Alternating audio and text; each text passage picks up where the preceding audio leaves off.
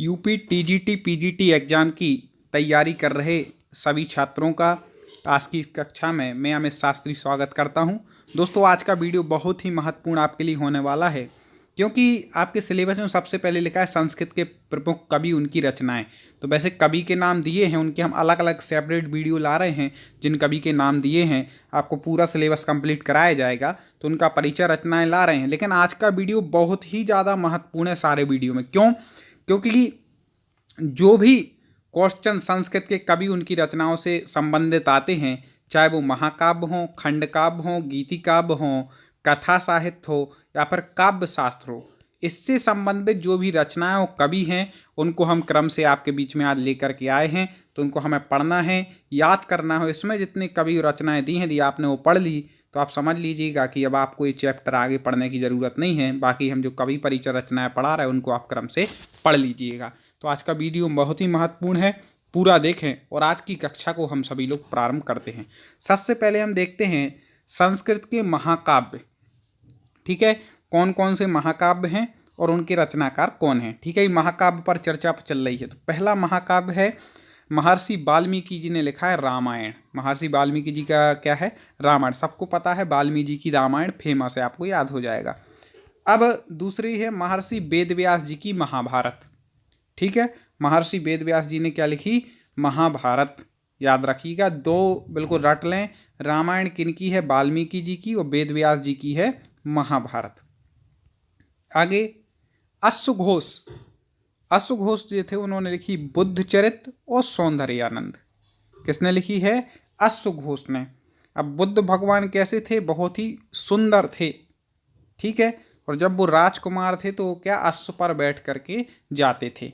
तो अश्वघोष की आप क्या कर लेंगे? बुद्ध कैसे थे? सौंदर्य से सहित थे। तो अश्वघोष की क्या हो जाएगी? बुद्धचरित और सौंदर्यानंद। ऐसे आप याद रख सकते हैं। कालिदास।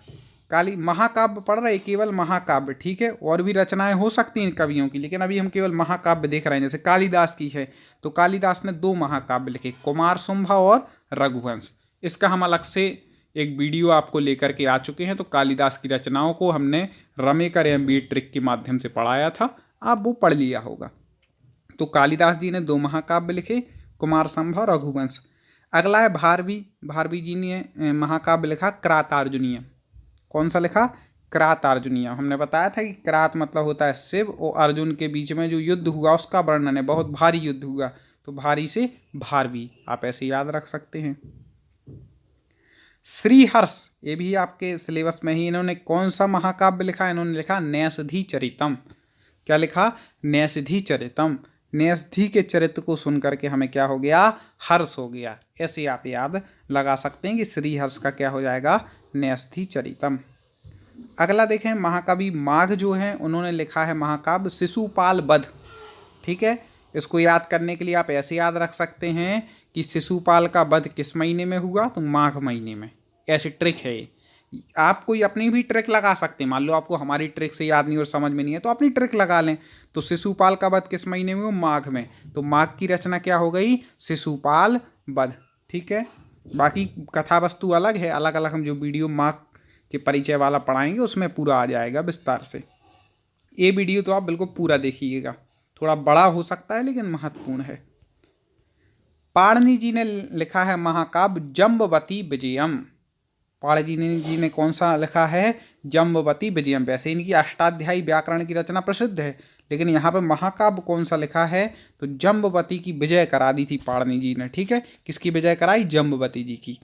आगे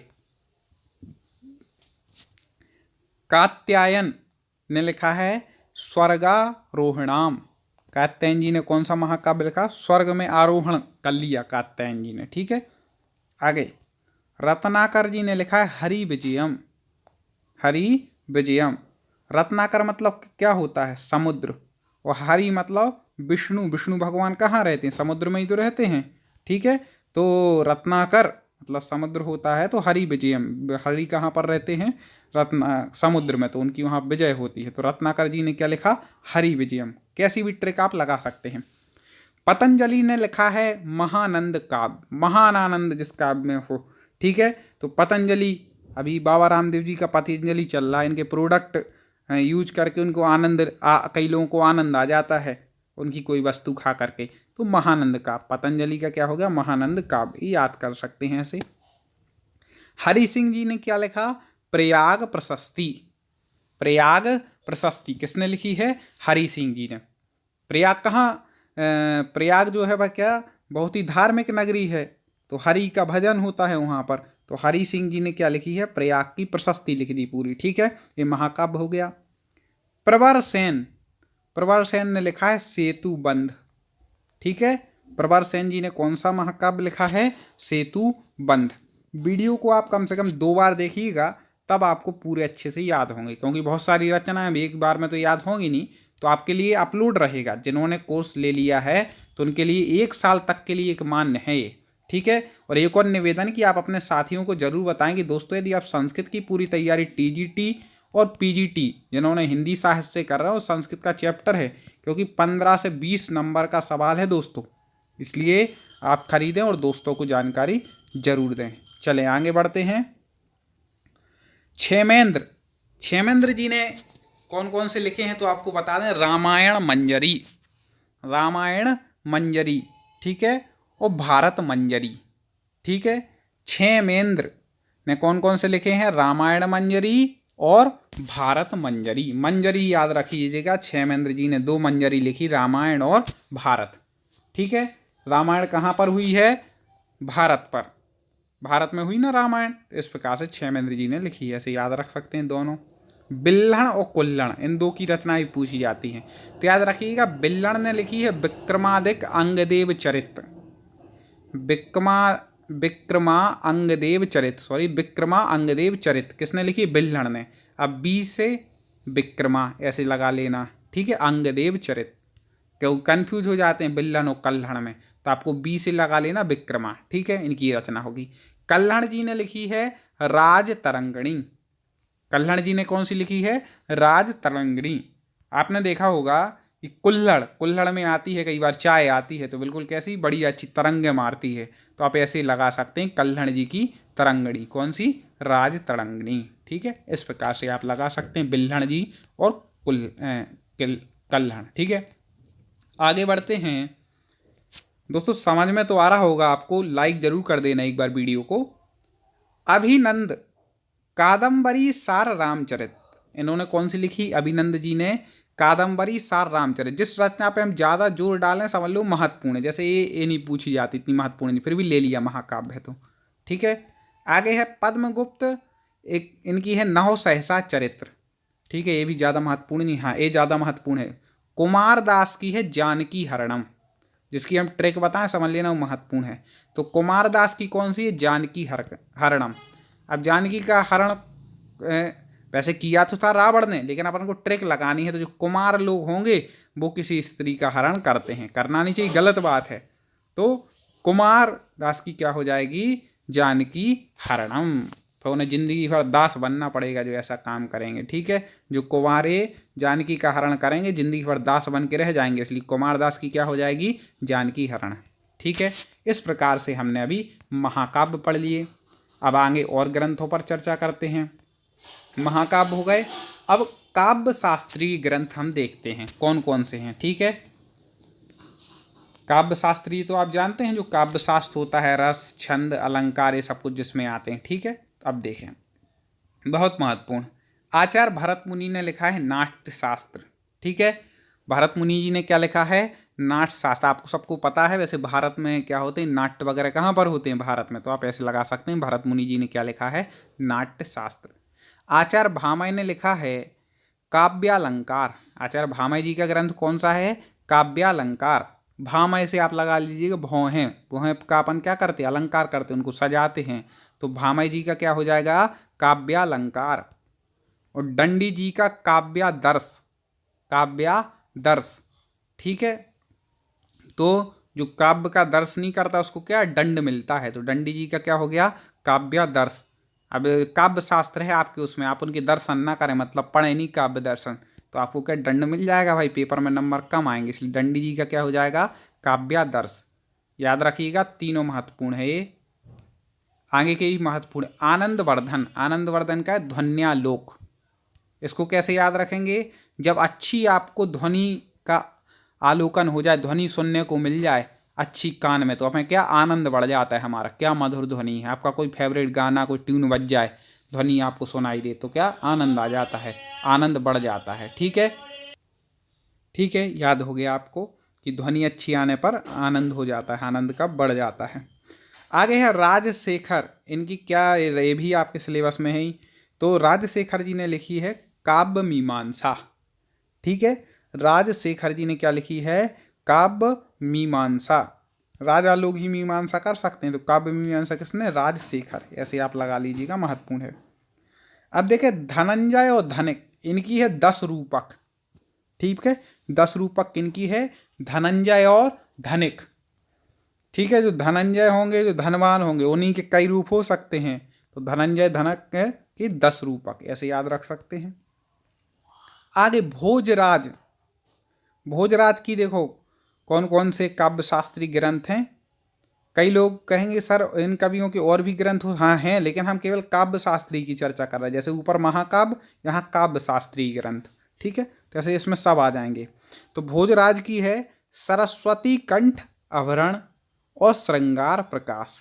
ठीक है, अब जो भोजराज, भोजराज जो थे, समझ लें आप, उन्हें क्या श्रृंगार बहुत पसंद था, तो वो कंठ में भी आवरण धारण करते थे और श्रृंगार के से भी अपना प्रकाश करते थे।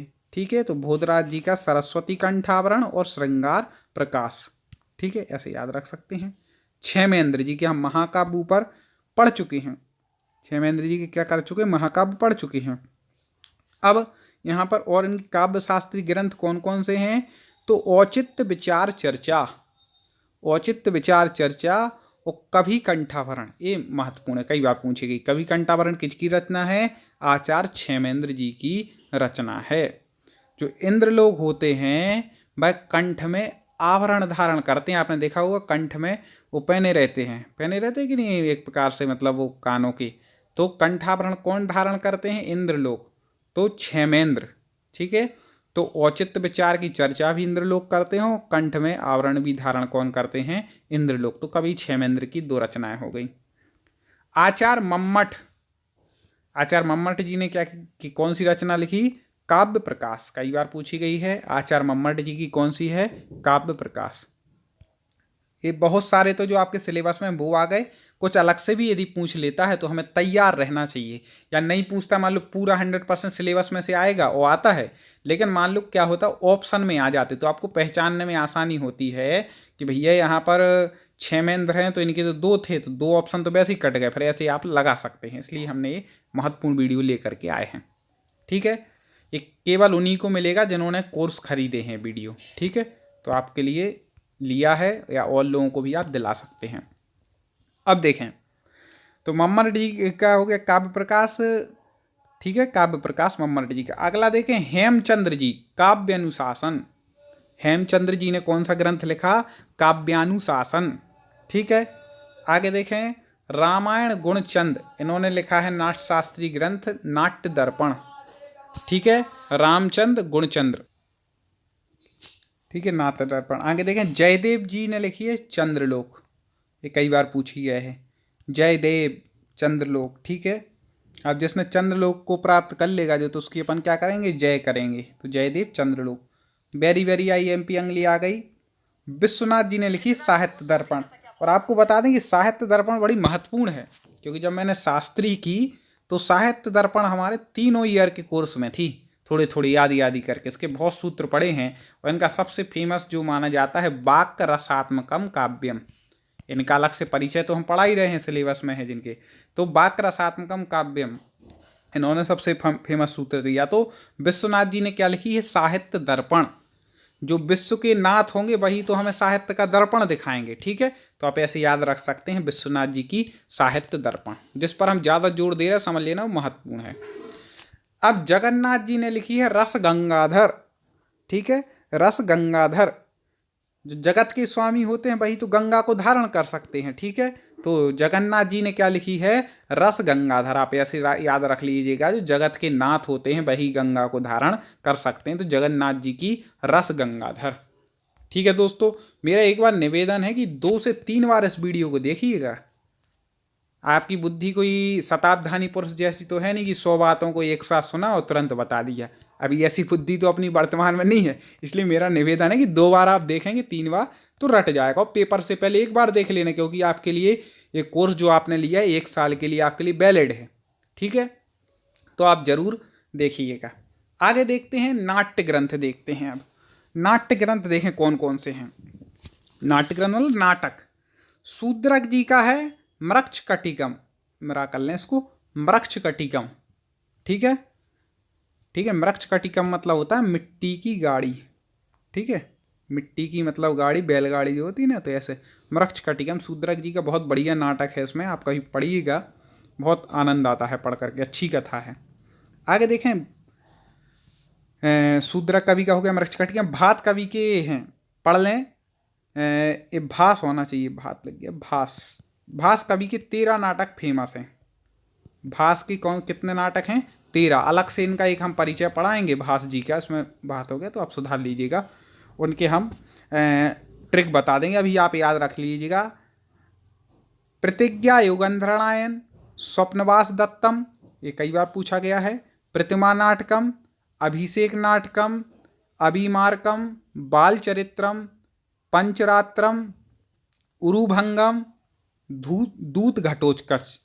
ये क्या है? महाकवि भास जी के नाटक हैं। यहाँ से भी याद कर लीजिएगा, अलग से भी हम आपको पढ़ाएंगे, ट्रिक बता देंगे, पूरा बना लेंगे ट्रिक, जैसे कालिदास जी की बनाई थी रमे करे MBA वैसी। कालिदास जी के नाटक कौन कौन से हैं? 3 नाटक हैं। हमने बताया था कि 2 महाकाव्य लिखे कालिदास जी ने, 3 नाटक लिखे, 2 खंड काव्य लिखे। ठीक है, तो ऐसे 7 रचनाएं इनकी हैं। तो 3 नाटक कौन कौन से? अभिज्ञान शाकुंतलम, मालविकाग्निमित्रम, विक्रमोम वर्षियम। महाकाव्य हम पढ़ चुके हैं रघुवंश और कुमार संभव। ठीक है, इसके बाद खंड काव्य में है गीति काव्य के, खंड काव्य के अंतर्गत गीति काव्य में है मेघदूत, और एक है फिर खंड काव्य ऋतु संहार। इस प्रकार से इनकी 7 रचनाएं हैं। विशाखा दत्त जी की मुद्रा राक्षसम। मुद्रा राक्षसम किसकी रचना है? विशाखा दत्त जी की। ठीक है, कहीं कहीं थोड़ा टाइपिंग मिस्टेक है, एक आध जगह हम सुधरवा देते हैं, देख लीजिएगा। हर्षवर्धनम। अब देखो हर्षवर्धन की रचनाएं कैसे याद करेंगे? हर्ष कब बढ़ेगा? प्रिय दर्शनी, दर्शिका, जहां अपनी कोई प्रिय वस्तु को देख लेंगे तब। रत्नावली, रत्नों की हमें आवली दिख जाए, पंक्ति दिख जाए तो हमें क्या हो जाएगा? हर्ष। और नागानंद, आनंद आ जाए जब, तो इस प्रकार से हर्षवर्धन की क्या? प्रिय दर्शिका, रत्नावली और नागानंद, 3 रचनाएं हैं। भवभूति जी पढ़ा चुके हम पहले वीडियो में, फिर भी देख लीजिए। मालती माधव, महावीर चरित, उत्तम रामचरित। ठीक है, ठीक है, भवभूति जी ने क्या लिखा? महावीर चरित, उत्तर रामचरित और मालती माधव। राजशेखर की कौन कौन सी हैं? कर्पूर मंजरी नाटक बता रहे हैं कौन कौन से नाटक हैं। कर्पूर मंजरी और बाल रामायण, ये राजशेखर जी ने लिखे हैं, ये 2 नाटक। ठीक है, कर्पूर मंजरी और बाल रामायण। आगे देखें, इनके मंजरी ज़्यादा आते हैं, अपन ने ऊपर महाकाव्य भी पढ़े थे। बाणभट्ट जी ने कौन से लिखे नाटक? पार्वती परिणय और मुकुट ताड़ीदक। ठीक है, बाणभट्ट जी ने कौन से लिखे? पार्वती परिणय, पार्वती जी का परिणय कराया भट्ट जी ने, और मुकुट ताड़ीदक, ये 2 रचनाएं बाणभट्ट जी ने लिखी, याद कर लीजिएगा, महत्वपूर्ण है। आगे भट्ट नारायण जी का बैणी संहारम, बैणी कर ले इसको, बैणी संहारम किसकी है? भट्ट नारायण जी की। वास्य घोष जी की है सारीपुत्र प्रकरणम। ठीक है, सारीपुत्र प्रकरणम, सारीपुत्र। ठीक है, तो बुद्ध जी के संबंध में उन्होंने ज़्यादा लिखा है। ठीक है, तो बुद्ध चरित्र अपन वो देख चुके थे कि नहीं ऊपर। और सारीपुत्र प्रकरण भी आस्य घोष जी की ही कथा है। ठीक है, सौंदर्यानंद भी अपन ने पढ़ा था, महाकाव्य इनका है। अब देखें, अभी अपन महाकाव्य पढ़ चुके हैं, वो रचनाएं ली हैं जो आपके पेपर में, मैं समझता हूँ इससे बाहर से कुछ नहीं आएगा आपका। ठीक है, 99% आपने कवर कर लिया। ये पूरा वीडियो पढ़ लो, और हर कवि के जो हमने अलग से पर्सनल आपको जो आपके सिलेबस में है वो हम बता रहे हैं कवि और उनका परिचय, और जो उससे संबंधित बता रहे वो पढ़ लो। बस इतना हो गया कवि उनके परिचय में, इससे आगे आपको कुछ नहीं पढ़ना। इसके बाद संधि समास, संधि की हमने ट्रिक से पढ़ा दी है, समास भी आपके लिए लेकर के आएंगे, पूरा सिलेबस आपका कवर हो जाएगा, बस थोड़ा धैर्य धारण करना, ठीक है। खंड काव्य, गीति काव्य देखें, कालिदास जी ने कौन कौन से खंड काव्य लिखे अभी ऊपर ही बता चुके, ऋषि संहार और मेघदूत। अब भर्तृहरि जी का देखें, इन्होंने लिखे हैं नीति शतक, श्रृंगार शतक और वैराग्य शतक। पहले तो शतक लगा लें, भर्तृहरि जी ने क्या लिखे शतक रूप में, तो नीति, श्रृंगार और वैराग्य। देखो तो सबसे पहले उन्होंने क्या किया कि नीति बनाई, ठीक है, फिर उन्होंने उसके हिसाब से श्रृंगार किया, और जब उन्होंने देखा कि भाई ये नीति तो हमने बना ली, श्रृंगार में मजा नहीं आ रहा है, वैराग को धारण करना है, तो उन्होंने क्या धारण कर लिया, वैराग्य को, तभी तो वो हरि बने। भर्तृहरि हरि कैसे भाई, ये ऐसी कोई कहानी सही नहीं है, हम तो आपको याद कराने के लिए कर रहे हैं, बाकी उन्होंने तो नीति की बातें लिखी, ठीक है, उनकी कई नीतियाँ फेमस हैं। तो वो हरि कैसे बने भर्तृहरि, कि उन्होंने पहले नीति बनाई, फिर श्रृंगार किया, फिर उन्हें वैराग्य हो गया, तो नीति शतक, श्रृंगार शतक और वैराग्य शतक। अब गीत गोविंद, हम गोविंद के गीत गाएंगे तो बीच में क्या बोलेंगे, जय जय जय, तो जय देव, ठीक है, जय देव बोलेंगे ना, गोविंद के गीत गाएंगे तो जय देव। अब देखें हाल, इनने क्या लिखी, गाथा सप्तशती। इसका धोई कवि ने लिखी है पवनदूत, बिल्हण की है चोर पंचासिका, ये सामान्य रचना है इसलिए स्पीड से ले रहे हैं। मयूर भट्ट जी की है सूर्य शतकम, सूर्य शतक किसकी है, मयूर भट्ट जी की। अब हम देखते हैं कथा साहित्य, कथाएं कौन कौन सी हैं। कथा साहित्य के अंतर्गत देखते हैं कौन कौन से प्रसिद्ध कथा साहित्य हैं जो आपके पेपर में पूछे जाते हैं संस्कृत के।